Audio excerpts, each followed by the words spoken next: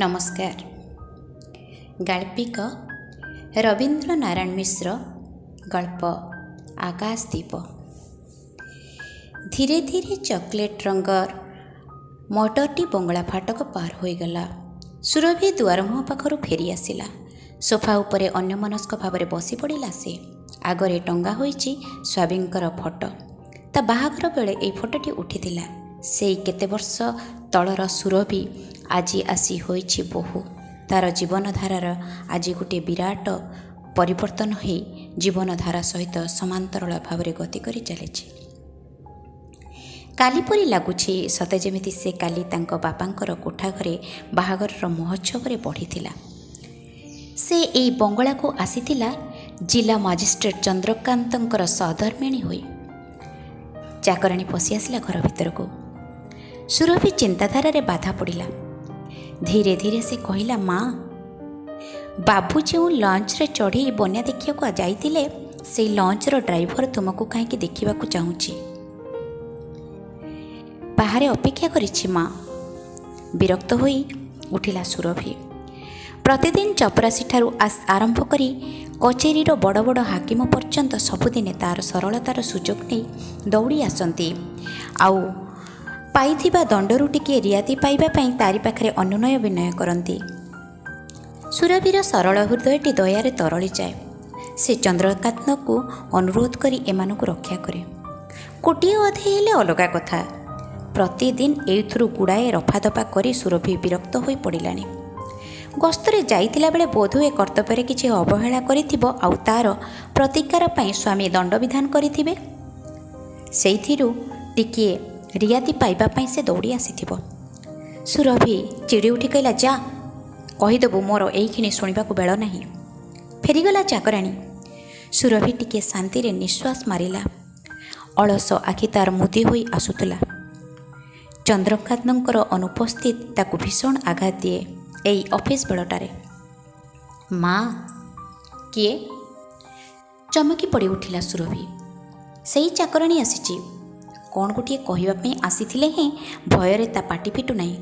ସୁରଭି ଟିକେ ନରମି ଗଲା, ପଚାରିଲା, କ'ଣ କହୁନୁ? ସେଇ ଲଞ୍ଚ ଡ୍ରାଇଭର ମା। ମୁଁ ତାକୁ ମନା କଲାରୁ ସେ କହୁଛି ତା'ର କିଛି ଦରକାର ନାହିଁ। କ'ଣ ଗୋଟିଏ ଚିଠି ଆଣିଛି ମା, ଆପଣଙ୍କୁ ଦେଇ ସେ ଚାଲିଯିବ।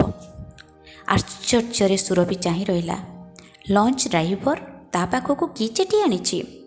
ଚାକରାଣୀକୁ ଚାଲ ବୋଲି କହି ସୁରଭି ତା ପଛେ ପଛେ ଗଲା। ବଙ୍ଗଳା ଫାଟକ ଉପରେ ବୁଢ଼ା ଡ୍ରାଇଭରଟି ବସିଥିଲା। ଦେଖୁ ଦେଖୁ ମୁଣ୍ଡିଆଟିଏ ପକାଇ ଛିଡ଼ା ହୋଇ ଜାମା ପକେଟରୁ ବାହାର କରି ଚିଠିଟା ଦେଲା। ମା, ବାବୁଙ୍କ ସାଙ୍ଗରେ ଧୋଇଆ ଜାଗାକୁ ବଡ଼ି ଡ୍ୟୁଟିରେ ଯାଇଥିଲେ। ହରିପୁର ଗାଁର ବାବୁ କ୍ୟାମ୍ପ ପକାଇଥିଲା ବେଳେ ମୋତେ ଜଣେ ଗାଁବାଲା ଡାକି ନେଇଥିଲା ଗୋଟିଏ ଘରକୁ। ଘରର ତିନି କାନ୍ଥ ପଡ଼ିଯାଇଥାଏ। ବଡ଼ି ପାଣିରେ ଘର ତଳ ସନ୍ତେଇ ଯାଇଥାଏ। ସେହି ଘରୁ ଜଣେ ବୋହୂ ମୋତେ ଚିଠିଟିଏ ଦେଲା ଆପଣଙ୍କୁ ଦେବା ପାଇଁ। ମୋତେ ଦେବା ପାଇଁ ଦେଲା? ହଁ ମା। ମୋତେ ପଚାରିଲା, ତୁ ଜିଲ୍ଲା ମାଜିଷ୍ଟ୍ରେଟଙ୍କ ଘର ଦେଖିଛୁ? ମୁଁ ହଁ କହିବାରୁ ସେ ମୋତେ ଏ ଚିଠିଟି ବଢ଼େଇ ଦେଇ କହିଲା, ତାଙ୍କ ସ୍ତ୍ରୀ ସୁରୁକୁ ଏ ଚିଠିଟି ଦେଇଦେବୁ। ସୁରୁ? ଚମକି ପଡ଼ିଲା ସୁରଭି। ସୁଦୂର ମଫସଲରୁ ଜଣେ ବୋହୂ ତା'ର ଡାକ ନାଁ ବି ଜାଣିଛି। ସେ ମୋତେ ରାଣ ନିୟମ ଦେଇ କହିଲା ଏ ଚିଠିଟି ଆପଣଙ୍କ ହାତକୁ ଦେବା ପାଇଁ। ତେଣୁ ଘେନି ଆସିଥିଲି ମା। ରାଗିବେନି, ମାଫ୍ କରିବେ। ଓଳଗି ହୋଇ ବୁଢ଼ା ଡ୍ରାଇଭର ଚାଲିଗଲା। ସନ୍ଦେହ ଜାଲରେ ଘୁରି ବୁଲିଲା ସୁରଭିର ମନ। ତରତର ହୋଇ ଶୋଇବା ଘରକୁ ପଶି ଆସିଲା ସୁରଭି। ଚିଠିଟି ଶେଷ ପର୍ଯ୍ୟନ୍ତ ଚାହିଁଲା। ରେଣୁ ଲେଖା ଅଛି। ସନ୍ଦେହରେ ଛାଇ ଉଭେଇ ଗଲା। ସ୍କୁଲ ସଙ୍ଗିନୀ ରେଣୁ ତା ହେଲେ ଏ ଚିଠି ଦେଇଛି। ତେଣୁ ସେଠାକୁ ସେ ଗଲା କେମିତି? ରେଣୁ ସେଠାକୁ ଗଲା କେମିତି? ଚିଠିଟିକୁ ପଢ଼ିଲା ସୁରଭି। ସୁରୁଲୋ, ମୋର ସ୍ନେହ ନେବୁ। ମୋ କଥା ତୋର ଆଉ ମନେ ଥିବ କି ନାହିଁ ଜାଣିନାହିଁ, ହେଲେ ଏ ଚିଠିଟି ଟିକିଏ ମୂଳରୁ ଶେଷ ଯାଇ ପଢ଼ିବୁ। ତେବେ ଯାଇ ଜାଣିପାରିବୁ, ସବୁ ମନେ ପକାଇ ପାରିବୁ। ସ୍କୁଲ କଥା ତୋର ପୁରା ମନେ ନଥିଲେ ବି ଝାପ୍ସା ହିଁ ମନେ ଥିବ। ମନ ଗହନରୁ ପୁରା ପୋଛି ହୋଇଯାଇନଥିବ। ମନେ ଥିବ କ୍ଲାସ୍ରେ ଯେଉଁ ରେଣୁକୁ ତୁ ଘଡ଼ିଏ ନ ଦେଖିଲେ ପାଗଳିନୀ ହେଇଯାଉଥିଲୁ, ମୁଁ ସେଇ ରେଣୁ ଯାହାକୁ ତୋରି ପାଖରେ ବସିବାକୁ ଦେଇ କେତେ ବଡ଼ ଲୋକ ଝିଅଙ୍କର ମରମଜଳା ଟାହି ଟାପୁଲିରୁ ରକ୍ଷା କରୁଥିଲୁ। ମୁଁ ସେଇ ତୋର ରେଣୁ। ମନେ ଥିବ ତୋର ସେଦିନ ଯେତେବେଳେ ଶୁଭ୍ରା ହାତରୁ ମୁଦିଟିକୁ ମୋ ହାତକୁ କେଉଁ ଆଙ୍ଗୁଠିରେ ହେଉଛି ବୋଲି ଦେଖିବା ପାଇଁ ମୁଁ ନେଇ ଆସିଥିଲି, ଆଉ ଶୁଭ୍ରା ସେତେବେଳେ କହିଥିଲା, ପର ମୁଦି ପରଖିଲେ ମନରେ ସାଧ ମେଣ୍ଟେନି, ପର ଲୁଗା ପିନ୍ଧି ହାଟକୁ ଗଲେ ଶୋଭା ପାଏନି। ତୋର ତ ନିଜର ବୋଲି ମୁଦିଟିଏ ପିନ୍ଧିବାର ଶକ୍ତି ନାହିଁ ରେଣୁ, ପର ମୁଦି ପରଖି ହେଉଛୁ କିଆଁ? ତୁ ସେତେବେଳେ ଚୁପ୍ ରହିଲୁ ନାହିଁ। ତୋରି ମୁହଁରେ ତୁ ଜବାବ ଦେଲୁ, ଶୁଭ୍ରା ରେଣୁ ଗରିବ ହୋଇପାରେ, କିନ୍ତୁ ତୁ ଜାଣି ସୁଦ୍ଧା ତାର କଟା ଘାରେ ଚୂନ ଦେଉଛୁ କିପରି? ମୁଦିଟିଏ ପିନ୍ଧିଦେଲେ ହୃଦୟର ପରିବର୍ତ୍ତନ ହୋଇଯାଏ ନାହିଁ ରେଣୁ। ରେଣୁର ହୃଦୟ ଗୋଟିଏ ଅଛି। ତୋ ଭଳି ପଥର ବସା ମୁଦି ନଥାଇପାରେ, ମାତ୍ର ତୁ ହୃଦୟ ହୋଇନା। ସେହିଦିନ ସ୍କୁଲରେ ତା ସାଙ୍ଗରେ ତୋର ମନ ମିଳା ହେଲା ନାହିଁ। ଶୁଭ୍ରା ଓ ତା ଭଳି ଆଉ କେତେଜଣ ଝିଅଙ୍କ ପାଖରୁ ତୁ ଅପମାନ ଦେଇ ମୋ ମୁହଁରେ ହସ ଖେଳାଇବାକୁ ଆରଦିନ ତୁ ମୋରି ହାତରେ ଠିକ୍ ସେଇମିତିକା ଗୋଟିଏ ନାଲି ପଥର ବସା ମୁଦି ପିନ୍ଧେଇ ଦେଲୁ। ସାରା ଜୀବନ ପାଇଁ ତାହା ସହିତ ସମ୍ପର୍କ ତୁଟେଇ ଦେଲୁ। କେବଳ ମୋରି ପାଇଁ ସିନା ତୁ ଶୁଭ୍ରା ଭଳି ଝିଅଙ୍କ ସାଙ୍ଗରେ ସାଙ୍ଗ ହୋଇପାରିଲୁ ନାହିଁ। ସୁରୁ, ତୋର ମନେ ଥିବ, ତୋରି ପାଇଁ ଯାହା ତୁମ ବାପା ଆଣନ୍ତି ତୁ ମୋ ପାଇଁ ଅଳି କରି ଗୋଟିଏ ଗୋଟିଏ ଘେନି ଆସୁ। ଖେଳ ଛୁଟି ବେଳେ ତୋ ପାଇଁ ଆସିଥିବା ଜଳଖିଆ ବି ସମାନ ଭାଗରେ ଦୁଇ ଭାଗରେ କରିଦେଉ। ମୁଁ ଯେତେ ମନା କଲେ ବି ତୁ ତୋର ଦରଦୀ କଣ୍ଠରେ କହୁ, ରେଣୁ ତୁ ମୋତେ ନିଜର ବୋଲି ଭାବୁନୁ ନା, ମୁଁ କ'ଣ ତୋର କେହି ନୁହେଁ? ତୋ ଆଖିରେ ଲୁହ ମୁଁ ସହିପାରେ ନାହିଁ, ତୋ ଇଚ୍ଛାରେ ମୁଁ ବାଧ ଦେଇପାରେ ନାହିଁ। ତୋର ପାଇଁ ମୁଣ୍ଡ କଠାଠୁ ଆରମ୍ଭ କରି ଶାଢ଼ୀ ପର୍ଯ୍ୟନ୍ତ ମୋର କେଉଁଥିରେ ବି ଅଭାବ ନଥିଲା। ମୋଟରେ କହିଲେ ତୁ ଯେମିତି ମୋତେ ଠିକ୍ ସେହିପରି ସବୁରି ଆଗରେ ଦେଖାଇବାର ଗୋଟିଏ ଚେଷ୍ଟା କରୁଥିଲୁ। ସ୍କୁଲ ଦିନଗୁଡ଼ିକ କୌଣସି ମତେ କଟିଗଲା। ତାପରେ କଲେଜ ଗଲୁ ତୁ, ଆଉ ତୋର ଏହି ପ୍ରାଣର ନିରିମେଖୀ ରେଣୁ ବାହା ହୋଇଗଲା ସେଇ ହରିପୁର ସ୍କୁଲର ପ୍ରଧାନ ଶିକ୍ଷକ ସୂର୍ଯ୍ୟକାନ୍ତଙ୍କୁ। କଲେଜ ଜୀବନ ପରେ ଧନୀପୁତ୍ର ସୂର୍ଯ୍ୟକାନ୍ତଙ୍କର ଗୃହପତ୍ନୀ ହୋଇଗଲୁ ତୁ। ସେଦିନ ତୁମ ଦୁହିଁଙ୍କର ଫଟୋ ଖବରକାଗଜରେ ଦେଖିବାକୁ ପାଇଥିଲି। ସେଦିନ ତୋର ଫଟୋ ଦେଖି ମନେ ମନେ କେତେ ଆନନ୍ଦ ଅନୁଭବ କରିଥିଲି ତାର ଠିକଣା ନାହିଁ। ଫଟୋରେ ତୋ ମୁହଁ ଯେଉଁ ହସ ଫୁଟି ଉଠୁଥିଲା, ତୁ ତାକୁ କୌଣସି ପକ୍ଷେ ଲୁଚେଇ ଦେବାକୁ ଚାହିଁଥିଲୁ, ନୁହେଁ ଲୋ? ବିବାହର 2 ବର୍ଷ ପରେ ମୋର କୋଳରେ ଗୋଟେ ସନ୍ତାନ ଲାଭ କଲି। ମାତ୍ର ଭାଗ୍ୟଚକ୍ର ଆଉ ସମତଳ ପଥରେ ଗତି କରି ଚାଲିଲା ନାହିଁ। ଦୁଃଖର ପଥର ଭାଗ୍ୟଚକ୍ରକୁ ମୋର ଦୋହଲାଇ ଦେଲା। 3 ବର୍ଷ ନ ହଉଣୁରୁ ସେ ଅନ୍ଧ ହୋଇଗଲେ। ମଣିଷ ଜୀବନରେ 2ଟି ଅମୂଲ୍ୟ ସମ୍ପଦ ତାଙ୍କର ନଷ୍ଟ ହୋଇଗଲା। ଘରୋଇ ସ୍କୁଲକୁ ତାଙ୍କୁ ବିଦାୟ ନେବାକୁ ପଡ଼ିଲା। 4ଟି ମାସରେ ଦୁଃଖ କଷ୍ଟରେ ସଂସାର ମୋର ଟଳି ପଡ଼ିଲା। ମୋ ଜୀବନର ଆଉ ଏକ ଆଶ୍ରୟ ବାପା ଆଉ 2 ଭାଇ ନିୟତିର ଚକତଳେ ପେଚି ହୋଇଗଲେ। ସେ ମୋ ଅଜ୍ଞାତରେ କଟକ ଚାଲିଗଲେ ଆଖି ଭଲ କରିବା ପାଇଁ। ଦିନେ ସକାଳେ ତାଙ୍କ ଚିଠିରୁ ଜାଣିଲି ସେ ଘର ଛାଡ଼ି ଚାଲିଯାଇଛନ୍ତି। ସେ ଚିଠିରେ ଲେଖା ଅଛି, ରେଣୁଲୋ, ଆଖି 2ଟି ନ ଥିବାରୁ ମୁଁ ତୁମମାନଙ୍କୁ କୌଣସି କାମରେ ଆସିପାରୁ ନାହିଁ। ଆଖି ଭଲ କରିବାକୁ ମୁଁ ଯାଉଛି, ଭଲ ହେଲେ ପୁଣି ଫେରି ଆସିବି। ସୁରୁ, ମୋର କପାଳରେ ସିନ୍ଦୁରଗାର ମଉଳିଗଲା। କେଉଁ ଏକ ଧନୀ ଯୁବକର ମୋଟର ଛକ ତଳେ ଚାପି ହୋଇ ତାଙ୍କ ଜୀବନ ଦୀପ ଲିଭିଗଲା। ଆଉ ତୋର ଆଦରର ରେଣୁ ହାତରୁ ପତିବ୍ରତାର ସନ୍ତକ ସ୍ୱରୂପ କାଚଗୁଡ଼ିକ କାଢ଼ି ନିଆଗଲା। ଆଉ ତାରି ସାଥିରେ ତୋ ଦେଇଥିବା କଙ୍କଣ ବି। ଏତିକିରେ ବି ମୋ ଭାଗ୍ୟର ଖେଳ ସରିଲା ନାହିଁ। ମା ଆଉ ପୁଅ କୌଣସି ମତେ ଗୁଜୁରାଣ ମେଣ୍ଟଉଥିଲୁ ତାଙ୍କ ବାପାଙ୍କର ନଈକୂଳ ଜମିରୁ। ଆଜକୁ 4-5 ବର୍ଷ ହେବ ପର ଘରେ କାମ କରି ତୋରି ଏଇ ସ୍ନେହର ରେଣୁ ତାର 5 ବର୍ଷର ପର ଲାଗିନଥିବା ଚଢ଼େଇ ଛୁଆଟାକୁ ନେଇ ସଂସାର ଚଳାଉଥିଲା। ମାତ୍ର ଏ ବର୍ଷ ପ୍ରଥମ ବଢ଼ିରେ ଆମ ଜମି ସବୁ ଧୋଇ ହୋଇଗଲା। ଦ୍ୱିତୀୟ ବଢ଼ିରେ ଆଉ ସନ୍ତକ ଦୁଇମାନେ ଜମି ଉପରେ ବାଲିଚର ମାଡ଼ିଗଲା। ଯାହା ଘରେ କାମ କରି ପେଟ ପୋଷୁଥିଲି ସେ ବି କୁଆଡ଼େ ଚୁପ୍ ଆସିଗଲେ। ଗାଁରେ ଆଉ ଗୋଟିଏ ଘର ବୋଲି ନାହିଁ। ମୋ କୁଡ଼ିଆଟି 3 କାନ୍ଥ ପଡ଼ିଯାଇଛି।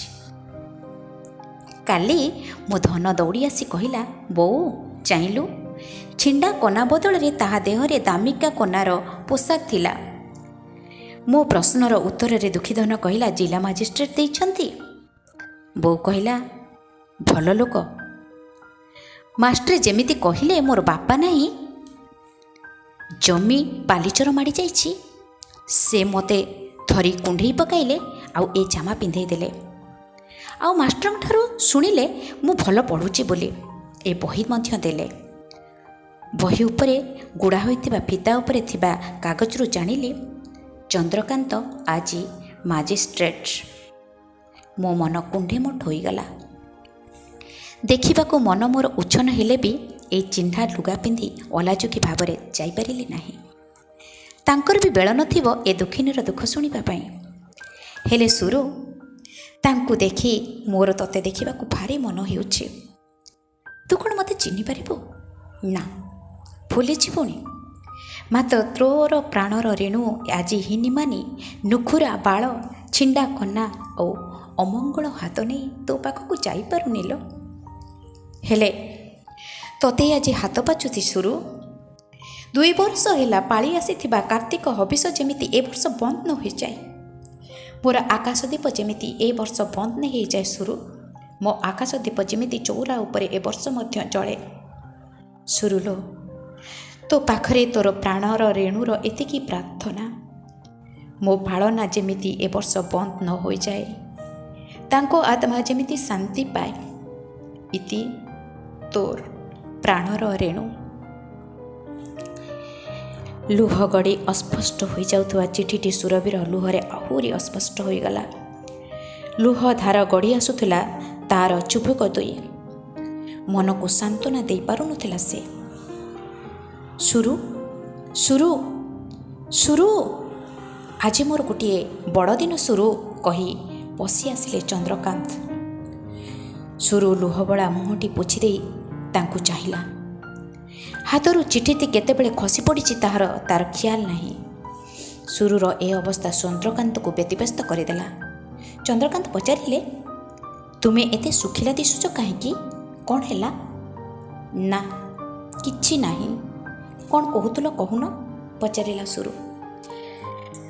ଆଜି ମୋର ଡିଗ୍ରୀ ହୋଇଗଲା ମକଦ୍ଦମାରେ। ମକଦ୍ଦମା?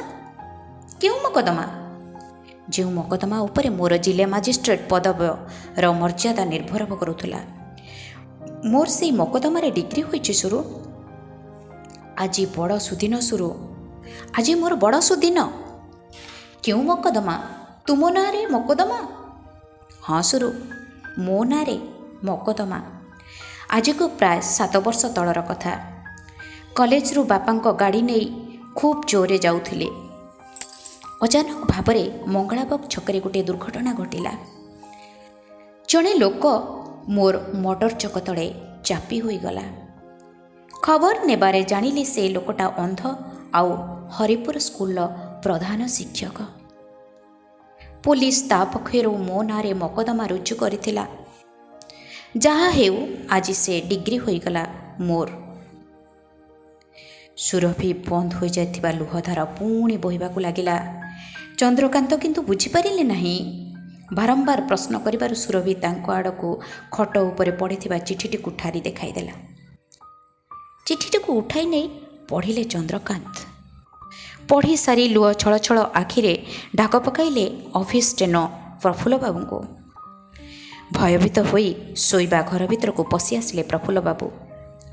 ଚନ୍ଦ୍ରକାନ୍ତ ତାଙ୍କୁ ଚିଠିର ଠିକଣା ଦେଇ କହିଲେ, ତୁମେ ଚଞ୍ଚଳ ଯାଅ, ଏଇ ଠିକଣାରେ 500 ଟଙ୍କା ମନି ଅର୍ଡ଼ର କରିଦେବ। ଚନ୍ଦ୍ରକାନ୍ତଙ୍କର ହାତରୁ ଟଙ୍କା ନେଇ ଠିକଣାଟି ଦେଖୁ ଦେଖୁ ପ୍ରଫୁଲ୍ଲବାବୁ କହିଲେ, ସାର୍, ତାଙ୍କ ପକ୍ଷରୁ ଆମକୁ 500 ଟଙ୍କା ମକଦ୍ଦମା ଖର୍ଚ୍ଚ ଦେବା ପାଇଁ ପରା ରାୟ ହୋଇଛି। ତୁମର ସେସବୁରେ ମୁଣ୍ଡ ଖେଳିବା ଦରକାର ନାହିଁ, ଗମ୍ଭୀର ଭାବରେ ଉତ୍ତର ଦେଲେ ଚନ୍ଦ୍ରକାନ୍ତ ବାବୁ। ଭୟଭୀତ ହୋଇ ପ୍ରଫୁଲ୍ଲବାବୁ ଫେରି ପଡ଼ିଲେ। ହଁ, ଚନ୍ଦ୍ରକାନ୍ତ ପଛରୁ ଡାକିଲେ, ଶୁଣ, ମନି ଅର୍ଡ଼ର ମୋ ନାଁରେ ନ ପଠାଇ ସୁରଭି ଦେବୀଙ୍କ ନାଁରେ ପଠାଇଦେବ। ଆଉ କୁପନରେ ଲେଖିଦେବ କାର୍ତ୍ତିକ ହବିଷ ଓ ଆକାଶଦୀପ ଖର୍ଚ୍ଚ।